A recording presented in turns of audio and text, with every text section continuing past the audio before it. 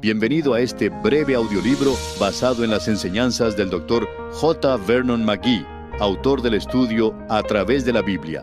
Puede descargar gratuitamente un librito del mismo título en atravesdelabiblia.org/libritos.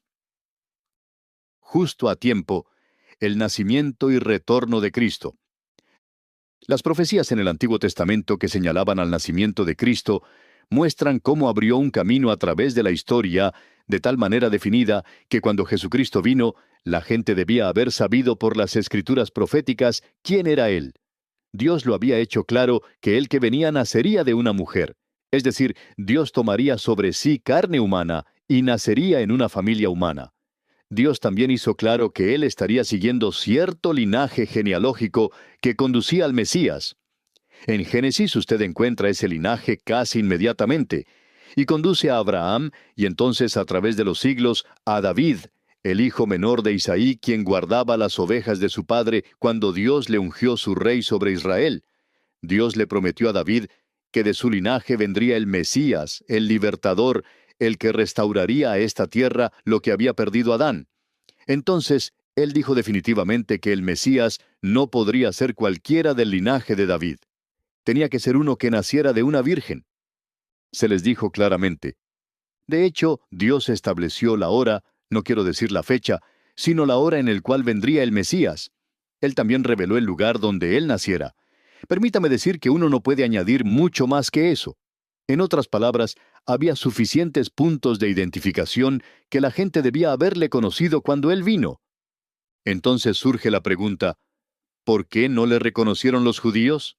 La gente que tenía las Escrituras estaba en la misma posición en que está el cristiano hoy, en un estado de incredulidad. ¿Sabía usted que la mayoría de las iglesias han rechazado la segunda venida de Cristo? Definitivamente se han apartado de la clara enseñanza de la Escritura. Así que, si Él apareciera y viniera como vino la primera vez, ¿piensa usted que el mundo le aceptaría? Por supuesto que no le aceptaría. No esperan en absoluto que vuelva. El apóstol Pedro escribió, sabiendo primero esto, que en los postreros días vendrán burladores, andando según sus propias concupiscencias y diciendo, ¿dónde está la promesa de su advenimiento? Porque desde el día en que los padres durmieron, todas las cosas permanecen, así como desde el principio de la creación. Segunda de Pedro capítulo 2, versículos 3 y 4. El mundo ni siquiera cree en el retorno de Cristo.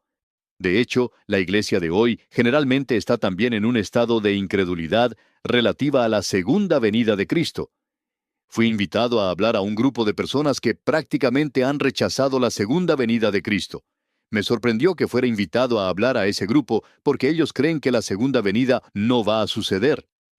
Ellos deberían haber sabido cuándo vendría Cristo. Esta también era la postura de los judíos. Ellos tenían el Antiguo Testamento, pero no lo creían. Estoy maravillado ante su incredulidad, considerando que tenían un amplio conocimiento de las Escrituras. Según Mateo, los escribas de Israel sabían el lugar donde Jesús iba a nacer, pero no estaban convencidos que en ese miserable establo, o probablemente una cueva, yacía un recién nacido que iba a ser el Salvador del mundo. Después de algún tiempo, cuando vinieron los magos, los escribas ni tenían interés en acompañarlos a ver lo que realmente había acontecido allá en Belén. Ellos no creían. Por esa razón no fueron. Si habían pensado que su Mesías realmente pudiera haber nacido allá en Belén, ellos habrían ido inmediatamente. Pero ellos en absoluto no lo creían. Amigo mío, permítame repetir que también en nuestros tiempos, el mundo ha rechazado casi por completo el concepto que el Señor Jesús viene otra vez. Ahora vamos a ver algo que es muy extraño. Voy a leer del libro de Daniel solo un versículo de la sección que discute las 70 semanas. Y después de las 62 semanas se quitará la vida al Mesías, mas no por sí. Y el pueblo de un príncipe que ha de venir destruirá la ciudad y el santuario. Y su fin será con inundación, y hasta el fin de la guerra durarán las devastaciones. Daniel capítulo 9, versículo 26. Aquí se nos dice en términos muy concretos que después de 62 semanas, el Mesías sufriría la pena de muerte. Según un libro titulado El Príncipe Venidero, de Robert Anderson, uno de los mejores libros sobre las 70 semanas de Daniel, la entrada triunfal a Jerusalén de Jesús Mesías ocurriría después de 62 semanas, o sea, 434 años. Robert Anderson fue director de Scotland Yard, la Policía Metropolitana de Londres en Inglaterra. Él era un maravilloso cristiano y escribió varios libros excelentes. En El Príncipe Venidero, Anderson calculó las matemáticas de la profecía. No quiero entrar en todas las ramificaciones de la matemática de esta profecía, pero brevemente, él dice que desde el primero del mes Nisan, 451 antes de Cristo, al 10 de Nisan, o sea el 6 de abril, 32 antes de Cristo, hay 173.880 días. Él los divide según el año judío de 360 días, llegando a 483 años. Jesús entró en Jerusalén y por primera vez se declaró pública y oficialmente como el Mesías el mismo día que Daniel profetizó. Ahora los judíos sabían que el Señor nunca podría presentarse como el Mesías hasta que tuviera 30 años. Pero aunque ellos conocían bien las profecías de Daniel, no digo que ellos debían haber estado en la puerta de la posada en Belén, esperando noticias de su nacimiento. Sin embargo, ellos debían haber sabido que Él nacería en ese periodo general, ni 1000 años después, ni 100 años antes. Cuando aparecieron los magos del Oriente, ellos ciertamente alertaron al viejo Herodes y también a los escribas. Ellos debían haber dicho, sí, nuestras escrituras no solo dicen dónde Él ha de nacer, sino que también nos dan algún concepto de cuándo. Debían haber tenido suficiente interés por lo menos para ir a ver a este bebé que nació en Belén. Pero según el récord histórico, esos príncipes religiosos informados y complacientes no tomaron ni un paso hacia Belén. Ellos no lo creyeron para nada. Sin embargo, entre la plebe de Israel había una nota de expectación. El maravilloso librito de D.S. Gregory, titulado ¿Por qué 4 evangelios?, dice algo que siempre me ha sido muy interesante. Escuchen.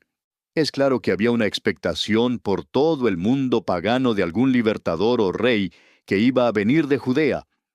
Fue así como llegaron los magos en la hora debida, indagando en Jerusalén por el rey de los judíos recién nacido. Suetonio relata que una expectación antigua y definida se había esparcido por todo el oriente, que un rey del mundo vendría, más o menos en ese tiempo, de Judea. Tácito, el historiador romano, hace una declaración similar. Schlegel menciona que los misioneros budistas que viajaban a China se encontraron con magos chinos que iban a buscar al Mesías alrededor de año 33. Ahora observe que en aquel tiempo se había extendido por todo el mundo pagano un sentimiento de expectación. No siempre podían entender qué era, no tenían las escrituras, pero había una expectación. El imperio romano en ese tiempo estaba en su punto moral más bajo. El desorden abundaba y por todo el mundo pagano parecía que no había esperanza. La esclavitud tenía el alma de los hombres atada, pero a pesar de todo eso, había una expectación que un libertador iba a venir a esta tierra. En Malaquías, el último libro del Antiguo Testamento, se escribió lo siguiente: He aquí, yo envío mi mensajero, el cual preparará el camino delante de mí. Y vendrá súbitamente a su templo el Señor a quien vosotros buscáis, y el ángel del pacto a quien deseáis vosotros. He aquí viene, ha dicho Jehová de los ejércitos. Malaquías capítulo 3, versículo 1. Y entonces Juan el Bautista hizo el anuncio memorable que él era el precursor. Ellos debían haberle esperado y nosotros también. Escuchen lo que dice el Evangelio según Juan. Le dijeron, ¿pues quién eres? Para que demos respuesta a los que nos enviaron. ¿Qué dices de ti mismo? Dijo, yo soy la voz de uno que clama en el desierto. Enderezad el camino del Señor, como dijo el profeta Isaías. El siguiente día otra vez estaba Juan y 2 de sus discípulos, y mirando a Jesús que andaba por allí, dijo, He aquí el Cordero de Dios. Juan capítulo 1, versículos 22, 23, 35 y 36. En otras palabras, Juan decía, estoy preparando un camino para el Mesías. Este es el que será el Salvador del mundo, el que será el Rey de esta tierra. Por lo tanto, debería haber habido más preocupación entre la jerarquía religiosa. Creo francamente que esta esperanza en el retorno de Jesús, lo que llamamos la esperanza bendita, prácticamente habrá desaparecido en la iglesia. Recuerde que nuestro Señor hizo esta declaración. Pero cuando venga el Hijo del Hombre, ¿hallará fe en la tierra? Lucas 18:8. En el lenguaje griego, se puede expresar una pregunta de una manera que demande una respuesta negativa. Cuando se hace esta pregunta, pero cuando venga el Hijo del Hombre, ¿hallará fe en la tierra? La respuesta tiene que ser no. Él no hallará fe en la tierra. Y hoy estamos viendo aumentarse grandemente la apostasía. Francamente, estoy asombrado por lo que he visto en mi vida. Desde el principio de mi ministerio, he predicado que la apostasía venía, pero francamente, nunca pensé que viviría hasta verla. Nunca pensé que vería un movimiento en los seminarios anunciando que Dios está muerto. Se me dice que en Europa no hay ningún seminario que enseñe la inspiración de las Escrituras. ¿Y sabía usted que en este país se pueden contar en los dedos de una mano los seminarios que están enseñando la inspiración de las Escrituras? La cristiandad hoy está en casi total apostasía, con una repudiación de todas estas preciosas verdades de la Escritura. Creo que nos estamos moviendo en esa órbita que podría traer de nuevo al Señor a esta tierra a arrebatar a su iglesia en cualquier momento. Creo que habrá algunos creyentes cuando Cristo se lleve la iglesia, al igual que su primera venida. En esa época estaban Simeón, Ana, los reyes magos, los pastores y probablemente algunos más. Del mismo modo, estoy convencido que habrá muy pocos creyentes cuando Cristo arrebate a su iglesia. Ellos sí sabían dónde nacería el Mesías. Tenemos ante nosotros ahora otra profecía remarcable. Está en el libro de Miqueas, y es probablemente una de las profecías navideñas más familiares. Escuchen: pero tú, Belén Efrata, pequeña para estar entre las familias de Judá, de ti me saldrá el que será Señor en Israel, y sus salidas son desde el principio, desde los días de la eternidad. Miqueas 5:2. Francamente solía molestarme la frase, entre las familias de Judá. Eso es muchas familias, y Judá no es el lugar más grande del mundo. Pero si usted volara sobre ese territorio en avión, vería lo que el versículo está diciendo. En esos tiempos un pueblo era nada más que una intersección de carreteras con un par de tiendas. He vivido en muchos pueblecitos, y cada 5 millas, más o menos, usted encuentra esta misma situación. Hoy mismo en Israel usted encuentra una pequeña comunidad después de otra. De hecho, usted puede estar en la cima de un cerro y ver pequeñas comunidades en todas direcciones. Son pequeñas aldeas, probablemente con no más de 20 habitantes. En Judá había miles de lugares en los cuales él pudo haber nacido, pero Belén fue escogido. Ahora, lo remarcable de la profecía de Miqueas no es que Belén fuera escogida como el lugar para su nacimiento. Después de todo, ese era el pueblo de David, el lugar donde él nació y se crió. Usted esperaría que se escogiera Belén para el nacimiento del Mesías, ya que él había de ser del linaje de David. Lo remarcable es que nuestro Señor de hecho naciera allí. ¿Cómo pudo nacer Jesús en Belén? Mire la situación. Para comenzar, cuando Miqueas, un contemporáneo de Isaías, escribió esta profecía, era alrededor de 700 años antes de Cristo. 700 años antes de que viniera Jesús, Miqueas dijo: si quieren saber dónde buscarle, no busquen en Jerusalén ni en Hebrón ni allá en Nazaret. Él no nacerá allí. Él va a nacer en Belén. En los años que siguieron, Nabucodonosor invadió Israel, destruyó Jerusalén y se llevó cautiva a la familia real. Nunca regresaron como casa real. En vista de ese hecho, observe que el profeta Isaías fue muy cuidadoso cuando escribió esta profecía relativa a la primera venida de Cristo. Escuchen: saldrá una vara del tronco de Isaí, y un vástago retoñará de sus raíces. Isaías 11:1. ¿Por qué del tronco de Isaí? Isaí era el padre de David, pero el linaje real empezó con David mismo. Porque cuando Cristo vino varios cientos de años después de Isaías, el linaje real había retrocedido al nivel de un campesino. Isaí era un humilde agricultor. María era solo una campesina de Nazaret, y José era carpintero. La familia real era un grupo de campesinos cuando vino el Señor Jesús. Por esa razón, el Mesías es una vara y retoño de Isaí. Después pasan los 70 años de cautividad en Babilonia. La familia real está esparcida por todos lados. Y cuando finalmente regresan a su tierra, no vuelven a su pueblo natal, no se les permite hacer eso. Los samaritanos ahora viven en esta tierra. El pueblo judío tenía el mismo problema que están teniendo hoy. No podían recuperar su tierra de antes. Así que un segmento de la familia real, de la cual tanto José como María eran descendientes, fue a Nazaret, al norte, en vez de ir a Belén, que está al sur de Jerusalén. La familia real ahora mora en Nazaret. Son campesinos. Ya no persiguen reclamos al trono. Ya es tiempo que nazca el Mesías. Escuchen. Pero cuando vino el cumplimiento del tiempo, Dios envió a su Hijo, nacido de mujer y nacido bajo la ley. Gálatas 4:4. Pero espere un minuto. María está allá en Nazaret. Allí es donde le apareció el ángel. ¿Acaso dijo el ángel, tú tienes que ir a Belén? No, no dijo nada de eso. Sin embargo, Miqueas había dicho que él iba a nacer en Belén. Si usted hubiera estado allí, quizás le habría dicho a María, si no te vas a Belén pronto, vas a hacer que Miqueas parezca profeta falso. Y ella probablemente le habría dicho, no tengo ninguna intención de ir a Belén. Pero vea usted que Dios se estaba moviendo. Allá en Roma, me imagino que César Augusto se estaba reuniendo con sus consejeros militares y sus economistas políticos en su villa en el sur de Italia. Él dice a estos señores, tenemos que recaudar más dinero. Ellos estaban en guerra en lo que ahora es Europa, y necesitaban fondos. Uno de los economistas dice, lo único que se puede hacer es cobrar impuestos al pueblo. Así se recauda dinero. Los actuales economistas del gobierno siempre aconsejan cobrar impuestos, y eso mismo hacían en los tiempos de César Augusto. No hay nada nuevo bajo el sol. Los consejeros de César Augusto planean su estrategia y le dicen, ahora usted debe firmar una ley de impuestos sobre todo el imperio romano para financiar sus campañas militares.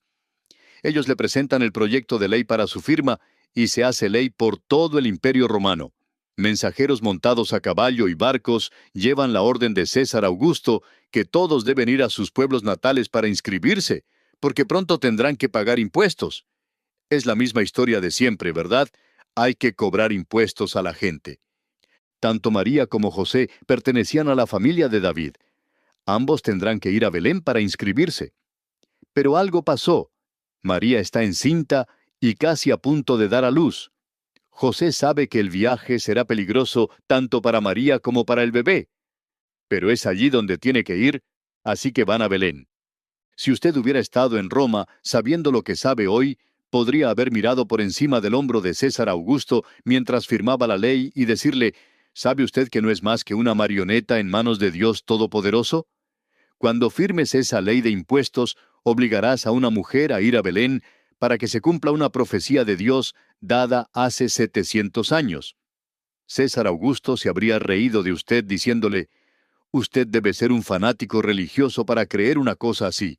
No soy una marioneta en manos de Dios, necesito dinero, y voy a firmar esta ley para agravar al mundo y llenar nuestras arcas. Sí, pero al hacerlo, cumplió la profecía. Entonces vemos a María y a José yendo hacia Belén. Y amigo, fue un viaje difícil en aquel día. No era como viajar en avión en nuestro país. Significaba tambalearse de lado a lado en un pequeño burro. Y el terreno entre Nazaret y Belén es escarpado. Para arriba y para abajo iban María y José. Llegan a Belén justo a tiempo. No hay lugar para ellos en la posada, pero hay un establo disponible, probablemente en una cueva. Aunque hubiera habido espacio para ellos en la posada, no habrían tenido una habitación privada. Las posadas tenían una gran habitación abierta para todos los huéspedes, y José habría tenido que pagar por un pequeño espacio para colocar su ropa de cama. Jesús habría nacido ante una multitud burda y lasciva. Pero Dios lo arregló todo. La paja limpia siempre es mejor que una multitud impura. Así que, en un establo privado, nace este maravilloso bebé. Y se cumple la profecía. Pero tú, Belén Efrata, pequeña para estar entre las familias de Judá, de ti me saldrá el que será Señor en Israel. Y sus salidas son desde el principio, desde los días de la eternidad. Miqueas 5:2. Él ha de nacer en Belén. Permítame decirle, el hecho de que la profecía especificó a Belén como el lugar para su nacimiento no es remarcable. Pero el hecho de que naciera allí sí es remarcable. Bajo las circunstancias de aquel día nunca habría sucedido, y nunca debió haber sucedido. Pero Dios estaba supervisando y dirigiendo cada movimiento. Esta ha sido una tremenda lección para nosotros hoy. Mientras yo miro alrededor de la ciudad en la cual vivo, me parece que Dios ha sido relegado a las sombras. Sin duda, esto también aplica en su ciudad. Si usted va a la capital de nuestra nación, no parece que Dios esté tomando decisiones allí. Y si usted va a las Naciones Unidas, tampoco parece que Dios esté muy ocupado allí. Pero creo que si usted y yo pudiéramos ver lo que los poderes del cielo están haciendo ahora mismo, nos quedaríamos asombrados, nos emocionaríamos al saber lo que Dios está haciendo en este mundo, cómo está moviendo la maquinaria de esta tierra para cumplir sus propósitos. Debería ser un gran consuelo para un hijo de Dios saber que Dios todavía está en el trono. Recuerde que el salmista dice, «Ciertamente la ira del hombre te alabará, tú reprimirás el resto de las iras». Salmo 76:10. La ira que le alabará, esto es interesante. Incluso la ira del hombre tiene que alabar a Dios hoy.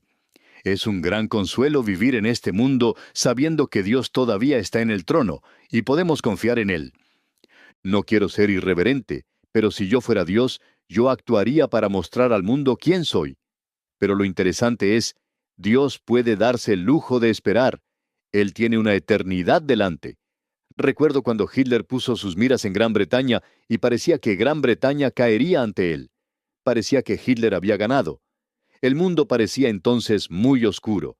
Escuchábamos los discursos de Hitler en la radio y parecía un loco. Creo que lo era. Recuerdo haber ido a una reunión presbiteriana en Weatherford, Texas, a la que asistía un predicador jubilado. Era escocés y había sido un gran predicador, un gran creyente en la palabra. Se levantó y dijo con gran confianza, «Dios detendrá a Hitler cuando esté listo. Hitler solo puede llegar hasta cierto punto». El hombre dijo esto con tanta vehemencia que casi se cae. Lo interesante es que Dios sí detuvo a Hitler. Vi las fotos del búnker en Berlín donde Hitler se había estado escondiendo. Dios lo detuvo. Dios también detuvo al vociferante Mussolini. Vimos imágenes de su ejecución, de su cuerpo colgado boca abajo de un patíbulo. Cuando cortaron su cuerpo, la gente lo pisoteó. Dios le había detenido. Puedo decir con confianza que Dios se está moviendo en el mundo de hoy. César Augusto, uno de los más grandes de los Césares, no nació en el seno de la familia real. Era el hijo adoptivo del gran Julio César. Su nombre de pila era Octavio, y Augusto era su título. La palabra Augusto tiene una connotación religiosa. De hecho, significa una persona a la que se alaba. Y fue César Augusto, un hombre que se declaraba Dios, quien firmó la ley tributaria. Pero la historia ha demostrado que no era más que una pequeña marioneta en manos de Dios Todopoderoso, cumpliendo su propósito de traer al Mesías al mundo.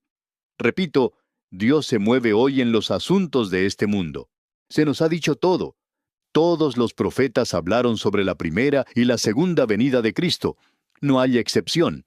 Pedro dice que vieron los sufrimientos y la gloria que vendrían después. Sin embargo, nunca distinguieron entre las dos. Escuchen. Los profetas que profetizaron de la gracia destinada a vosotros inquirieron y diligentemente indagaron acerca de esta salvación, escudriñando qué persona y qué tiempo indicaba el Espíritu de Cristo que estaba en ellos, el cual anunciaba de antemano los sufrimientos de Cristo y las glorias que vendrían tras ellos. Primera de Pedro, capítulo 1, versículos 10 y 11. Los profetas querían entender estas cosas. Les parecía extraño ver a un Mesías que moriría en una cruz, como dijo Isaías, y que también gobernaría la tierra. ¿Cómo podría él hacer ambas cosas? En Isaías 61 encontramos una profecía que muestra su primera y segunda venida. El Señor Jesucristo nos da la interpretación de este pasaje. Escuchemos esta importante profecía con atención. El Espíritu de Jehová el Señor está sobre mí, porque me ungió Jehová.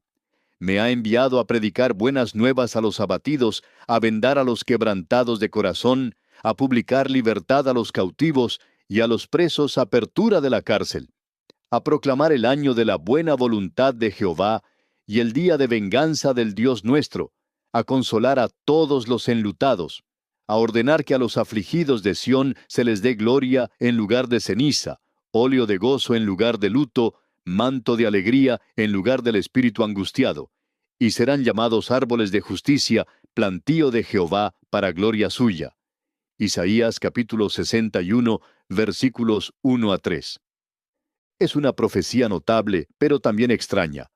Aquí hay uno que dice que va a sanar a los de corazón roto, que va a predicar buenas noticias y a proclamar el año aceptable del Señor.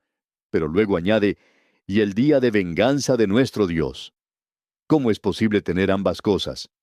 ¿Cómo puede Él traer libertad y bendiciones a la tierra mientras al mismo tiempo la venganza de Dios ocurre? ¿Cómo pueden ser ciertas las dos cosas? El Señor Jesucristo mismo nos dio la interpretación.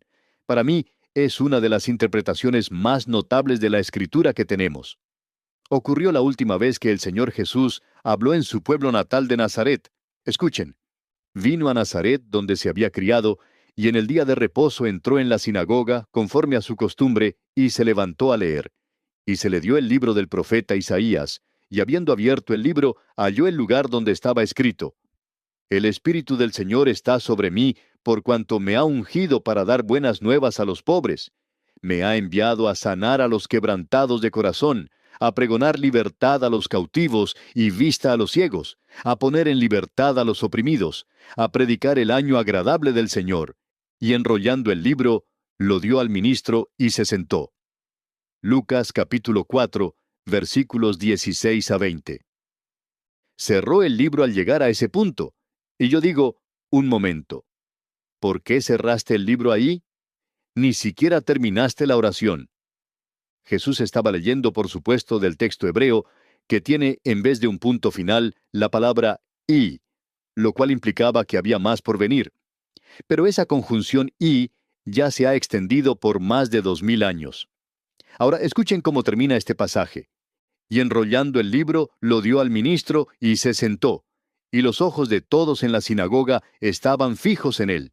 Y comenzó a decirles: Hoy se ha cumplido esta escritura delante de vosotros. Lucas capítulo 4, versículos 20 y 21. Esto es impresionante. Fíjese en lo que él está diciendo a la gente de su pueblo natal, donde había crecido. Había leído las palabras del profeta en Isaías 61 y se las aplicó a sí mismo. Dijo: El Espíritu del Señor está sobre mí. En otras palabras, he sido llamado a hacer esto. He venido a traer libertad. Yo soy el Mesías. ¿Tú estás diciendo que eres ese?, pensaban. Se miraban entre ellos preguntándose: ¿no es este el hijo de José? ¿Por qué habla así? Él dijo: Hoy esta escritura se cumple delante de vosotros. Fue cumplida justo hasta la palabra y. ¿Por qué no siguió leyendo? La razón es que, más allá de este punto, si vas a Isaías capítulo 61, la oración continúa: El día de venganza de nuestro Dios. Ese día de venganza no había llegado, pero vendrá cuando Jesús regrese por segunda vez a la tierra para acabar con la injusticia. ¿Ves dónde se detuvo? Isaías había juntado las dos venidas de Jesús. Ahora Jesús mismo vino y en efecto dijo: Me detuve ahí porque hasta este punto se ha cumplido. Lo que sigue tendrá que esperar. Se cumplirá cuando Él vuelva por segunda vez a esta tierra. Permíteme leer otra vez de este capítulo de Isaías.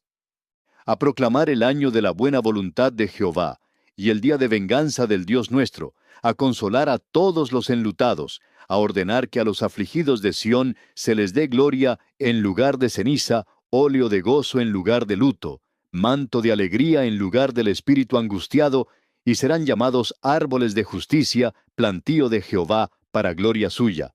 Isaías 61, versículos 2 y 3. Ahora surgen algunas preguntas en tu mente. Una es sobre el día de la venganza de nuestro Dios y consolar a todos los enlutados. ¿Quiénes son los enlutados en el día que Él venga? Son los que le pertenecen a Él. Están siendo severamente perseguidos aquí en la tierra. Es el periodo de la gran tribulación y lo están pasando mal. Es el día de la venganza de nuestro Dios sobre sus enemigos, y ahora Él va a venir a consolar a los enlutados. Pero, un momento, eso no es todo. Él vino la primera vez a cumplir la primera parte de esta profecía. No se dio un periodo de tiempo para su retorno. Han pasado más de 2000 años y Él todavía no ha regresado. Pero Él viene y el resto de esto aún ha de cumplirse. ¿Esto te dice algo? Me dice que la última parte de esta profecía también se cumplirá literalmente cuando venga la segunda vez. Todo esto que hemos visto, la profecía de Daniel de las 70 semanas que predicen el tiempo de su primera venida, la profecía de Miqueas que él nacería en Belén, estas profecías se cumplieron literalmente en su primera venida. Por lo tanto, todo lo que se relaciona con su segunda venida, como yo lo interpreto, se cumplirá literalmente. El Señor Jesús vendrá a esta tierra en persona, y Él establecerá su reino aquí. Permíteme preguntarte, amigo cristiano, si estas profecías sobre su primera venida se cumplieron literalmente, ¿no te indica eso que las profecías sobre su segunda venida también se cumplirán literalmente? No veo cómo podrías interpretar la Escritura de otra manera. Estos mensajes fueron dados por Dios a los profetas sin hacer distinción entre la primera y la segunda venida de Cristo. Como dice Pedro, ellos querían entenderlas y vieron los sufrimientos del Mesías junto con la gloria que vendría después. No conozco mejor ilustración que esta. Al norte de la ciudad de Pasadena, en California, hay una sierra. En un día claro puedes pararte aquí y ver el monte Wilson y el monte Waterman. Esos dos picos parecen estar juntos. Desde Pasadena no puedes ver que hay un ancho valle entre ellos, pero está allí. De igual manera, desde donde miraban Isaías, Ezequiel, Jeremías, Miqueas y todos los profetas, cientos de años antes de su primera venida y el pico de su segunda venida, las dos parecían juntas. Pero cuando nuestro Señor vino, Él nos dio la clave para la interpretación. Él leyó la profecía, la explicó y dijo, esta parte se ha cumplido hoy ante ustedes. La otra parte todavía ha de cumplirse y hay un gran valle entre las dos. Desde entonces han pasado miles de años, y no sé cuánto más será. Pero permíteme decir, creo que hemos llegado a un punto donde podemos esperar que Dios haga algo. Si no viene avivamiento, estoy seguro de que podemos esperar una acción directa de Dios Todopoderoso. Estemos atentos. El día que Él vino al establo en Belén, había una expectación entre algunas personas sobre la llegada de un Mesías, un libertador. Pero el mundo romano de aquel entonces, el mundo civilizado, estaba completamente muerto en cuanto a vida espiritual. Lo interesante es que el mundo religioso, allá en Jerusalén, estaba tan muerto como el mundo secular. No le estaban esperando. Incluso en Belén, el pequeño pueblo nombrado por el profeta Miqueas como el lugar de nacimiento del Mesías, no le esperaba en absoluto. Vemos la misma situación hoy en día. Poca gente, incluso cristianos, están esperándole. Creo que un día Él romperá las nubes. Dijo en Marcos 13:35 que volvería en un momento cuando no sabéis. Amigo, recordemos que Él va a venir otra vez y debemos estar atentos. Pablo escribió lo siguiente a los romanos, es ya hora de levantarnos del sueño. Romanos 13:11. Estemos atentos, porque Él viene. Es el momento para que el pueblo de Dios esté espiritualmente despierto y consciente de que Él puede venir en cualquier momento. En vista de su inminente retorno, debemos acercarnos más a Él personalmente. Estoy convencido de que, si pudiéramos fijar nuestro afecto en Él, abandonar todo lo demás y enfocarnos en la persona de Jesucristo, nuestras vidas cambiarían. Y la iglesia de hoy también cambiaría.